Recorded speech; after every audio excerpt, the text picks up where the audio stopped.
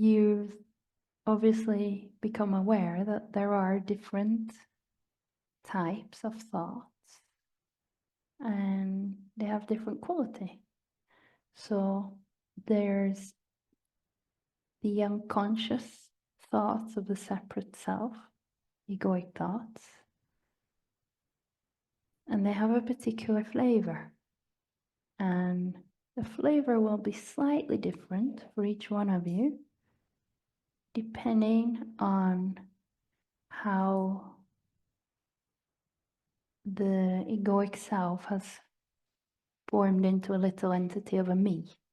So it might have taken on a victim identity, and it will have a victim flavor when the thoughts come that, again, why is this happening to me again? Poor me, that kind of feeling. For some, it will take on more of a fear. Oh no, what if this happens? This might happen. I'm scared of this happening. I won't know what to do. And there's like an anxiety in there. For others, it will have more of a judgmental flavor. Judging others and judging me. And what they all have in common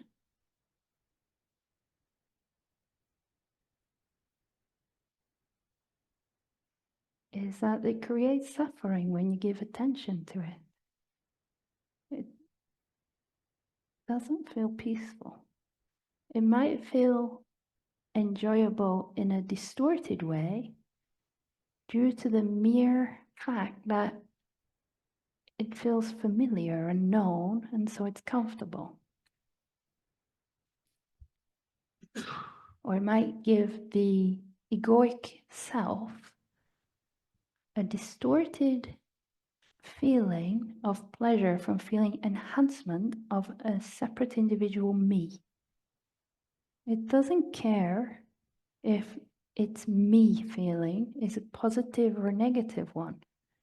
It just wants the me to feel as big as possible.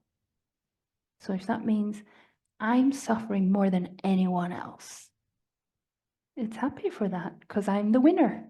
I'm the best at being the biggest sufferer. And now I have to think about that all day long because every thought feeds it. And even better, if I can speak about it, then when it comes out, it gets more energy.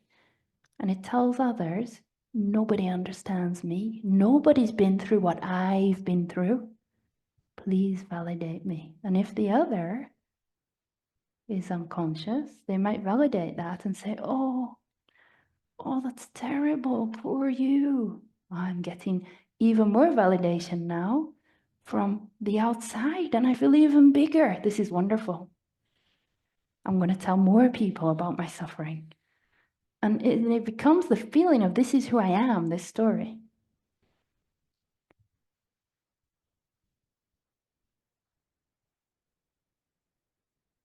So when you become aware of its flavor, that's the first step.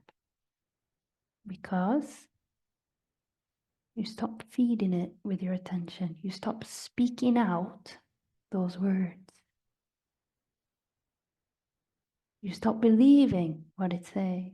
And your attention focuses on the stillness that underlies the thoughts. And as your attention focuses on the stillness, you're feeding and strengthening the stillness instead of feeding and strengthening that egoic me. And it starts to get starved to death. If you're not feeding it, it gets weaker and starts to shrivel up and lose its power.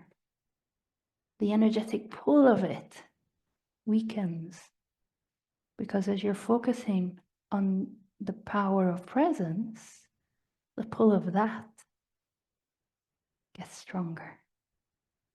Your allegiance lies with that. Your allegiance no longer lies with the little me. then you become free from it. And even if it starts saying the same old stories, it doesn't touch you because you just see it for what it is. Now, the second type of thoughts are the thoughts that are very useful and helpful in navigating life on the level of form. And this is what the mind is intended for. This is the actual purpose of it, to allow us to make calculations, to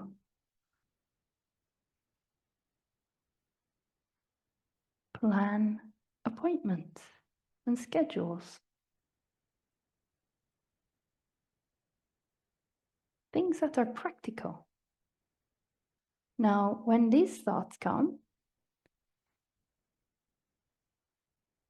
at the same time as witnessing them and using them to navigate the earthly realm, your attention also is resting as awareness. So there's a presence here, and the thoughts are here. Where shall I hold the next retreat?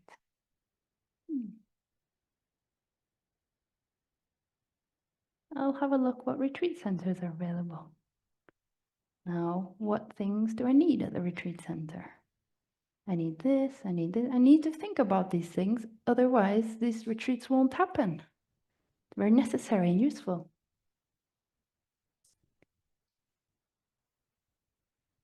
And the third type of thoughts are my favorite kind of all. These are the thoughts that begin to appear when the presence of the divine shines through your being. It also starts to infiltrate the mind. And these are very beautiful thoughts. Like, what a beautiful flower. Wow, I am so blessed with this life. Thank you so much. I love life. I love life so much. I'm so grateful for this day. This is such a beautiful day. This challenge is amazing. I can see that it's allowing me to grow. These thoughts are infused with gratitude, celebration, and wisdom.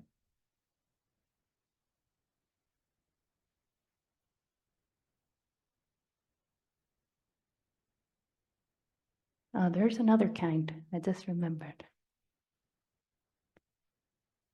The other kind of thought is the part of your mind which has got on board with the teachings, a part of the mind that has matured and separated itself from that suffering me. And this part of the mind has understood the teachings, and it will help you. It's useful.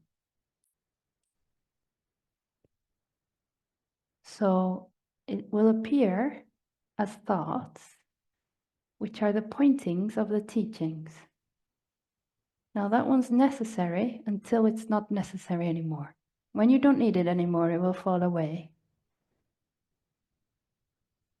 So it might come, maybe you go to the airport and there's a really long check-in line and you're like, am I gonna make my flight? And the thoughts start, why are they taking so long?